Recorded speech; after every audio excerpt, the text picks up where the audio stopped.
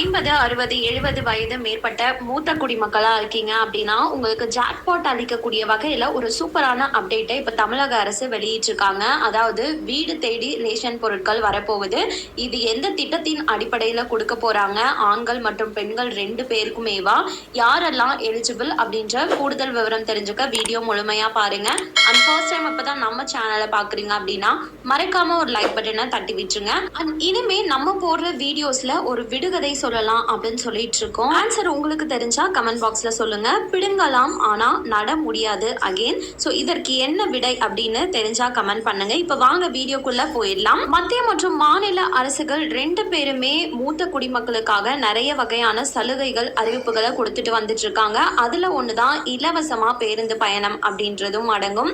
இந்த நிலையில ரேஷன் அட்டை வைத்திருக்கக்கூடிய அனைத்து மூத்த குடிமக்களுக்குமே வீடு வீடா ரேஷன் பொருட்களை விநியோகம் செய்ய போறோம் அப்படின்ற தகவலை இப்ப அறிவிச்சிருக்காங்க.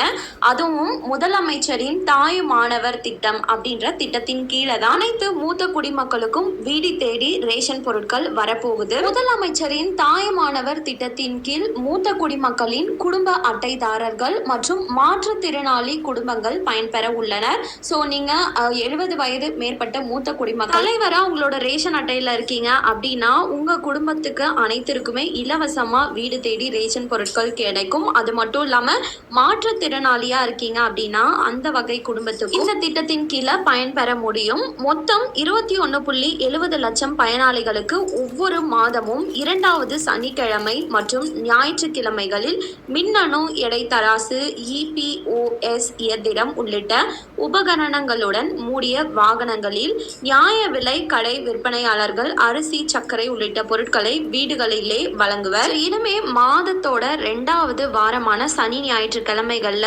ரேஷன் அட்டைதாரர்களுக்கு வீடு தேடியே இலவசமா ரேஷன் பொருட்களை எடுத்துட்டு வந்து விநியோகம் செய்ய போறாங்க. இது எப்ப இருந்து ஸ்டார்ட் ஆக போகுது அப்படின்னு சொல்லி பார்த்தோம்னா வருகின்ற ஆகஸ்ட் 12ஆம் தேதி முதல்வர் மு.க. ஸ்டாலின் அவர்கள் திறந்து வைக்க இருக்கிறாரு இந்த முதலமைச்சரின் தாய் மாணவர் திட்டம் அப்படின்றத. இது எப்படி ஃபைண்ட் அவுட் பண்ணி ரேஷன் பொருட்களை வழங்க போறாங்க அப்படின்ற எந்த டீட்டெயிலும் இப்ப வரையும் அறிவிக்கல. ஆகஸ்ட் 12ஆம் தேதி வந்தாதான் இதை பத்தின முழு விளக்கம் தெரியும்.